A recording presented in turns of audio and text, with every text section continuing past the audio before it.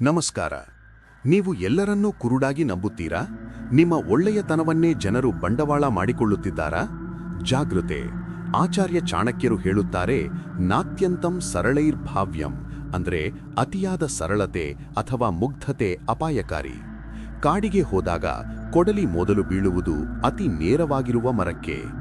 ಇಂದು ನಾವು ಸಮಾಜದಲ್ಲಿ ನಿಮ್ಮ ಮುಗ್ಧತೆಯನ್ನು ಕಳೆದುಕೊಳ್ಳದೆ ಚಾಣಕ್ಯರಂತೆ ಚತುರರಾಗಿ ಬದುಕುವುದು ಹೇಗೆ ಎಂದು ತಿಳಿಯೋಣ. ಮುಗ್ಧತೆ ವರ್ಸಸ್ ಮೂರ್ಖತನ, ಇನ್ನೋಸೆನ್ಸ್ ವರ್ಸಸ್ ನೈವಿಟಿ. ಚಾಣಕ್ಯರ ಮೊದಲ ಪಾಠ, ಹೃದಯ ಮುಗ್ಧವಾಗಿರಲಿ ಆದರೆ ಬುದ್ಧಿ ಚುರುಕಾಗಿರಲಿ. ಮುಗ್ಧತೆ ಎಂದರೆ ಮಗುವಿನಂತೆ ಮತ್ಸರವಿಲ್ಲದೆ ಇರುವುದು, ಆದರೆ ಮೂರ್ಖತನ ಎಂದರೆ ಮೋಸ ಮಾಡುವವನನ್ನು ನಂಬುವುದು. ಚಾಣಕ್ಯನ ಪ್ರಕಾರ ಹಾವಿಗೆ ವಿಷವಿಲ್ಲದಿದ್ದರೂ ಅದು ಬುಸುಗುಡುವುದನ್ನು ಬಿಡಬಾರದು. ಹಾಗೆಯೇ ನೀವು ಒಳ್ಳೆಯವರಾಗಿದ್ದರೂ ನಿಮ್ಮನ್ನು ಯಾರೂ ತುಳಿಯದಂತೆ ಜಾಗೃತರಾಗಿರಬೇಕು. ನಿಮ್ಮ ಒಳ್ಳೆಯತನ ನಿಮ್ಮ ದೌರ್ಬಲ್ಯವಾಗದಿರಲಿ. ಜನರ ಅಸಲಿ ಮುಖ ಅರಿಯಿರಿ. Exposing the ವುಲ್ವ್ಸ್.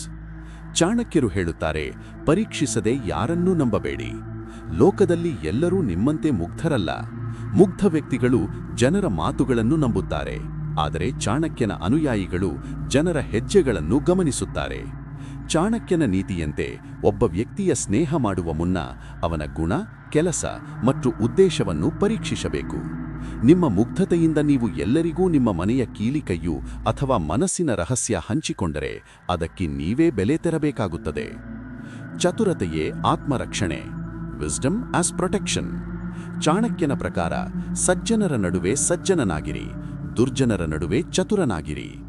ನೀವು ಕೇವಲ ಮುಗ್ಧರಾಗಿದ್ದರೆ ಈ ಸ್ಪರ್ಧಾತ್ಮಕ ಜಗತ್ತಿನಲ್ಲಿ ಬದುಕುವುದು ಕಷ್ಟ. ಚಾಣಕ್ಯರು ಚಂದ್ರಗುಪ್ತನಿಗೆ ಕಲಿಸಿದ್ದು ಇದನ್ನೇ. ನಿನ್ನ ಮನಸ್ಸು ಹಾಲಿನಂತೆ ಶುದ್ಧವಾಗಿರಲಿ, ಆದರೆ ನಿನ್ನ ತಂತ್ರಗಳು ಶತ್ರುವಿಗೆ ಸಿಗದಂತೆ ಸಂಕೀರ್ಣವಾಗಿರಲಿ. ಮುಗ್ಧತೆ ಎಂಬುದು ಒಂದು ಆಭರಣ, ಆದರೆ ಲೌಕಿಕ ಜ್ಞಾನ ಅಂದರೆ ಪ್ರಾಕ್ಟಿಕಲ್ ವಿಸ್ಡಮ್ ಎಂಬುದು ನಿಮ್ಮ ಕವಚ. ಕವಚವಿಲ್ಲದವನು ಯುದ್ಧದಲ್ಲಿ ಸೋಲುವುದು ಖಚಿತ. ನಿಮ್ಮ ಮುಗ್ಧತೆಯನ್ನು ಸಾಯಿಸಬೇಡಿ, ಆದರೆ ಅದಕ್ಕೆ ಜ್ಞಾನದ ರಕ್ಷಣೆ ನೀಡಿ. ಜಗತ್ತು ನಿಮ್ಮನ್ನು ಬಳಸಿಕೊಳ್ಳುವ ಮುನ್ನ ನೀವು ಜಗತ್ತನ್ನು ಅರ್ಥ ಮಾಡಿಕೊಳ್ಳಿ. ನಿಮ್ಮ ಮುಗ್ಧತೆಯಿಂದಾಗಿ ನೀವು ಎಂದಾದರೂ ಮೋಸ ಹೋದಿದ್ದೀರಾ? ಆ ಅನುಭವ ನಿಮಗೆ ಏನು ಕಲಿಸಿತು? ಕಾಮೆಂಟ್ನಲ್ಲಿ ಹಂಚಿಕೊಳ್ಳಿ.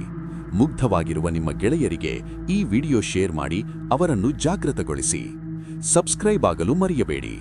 ಜಾಣತನದಿಂದ ಯಶಸ್ಸು ಗಳಿಸಿ. ಇದು ನಿಮ್ಮ ಚಾಣಕ್ಯ.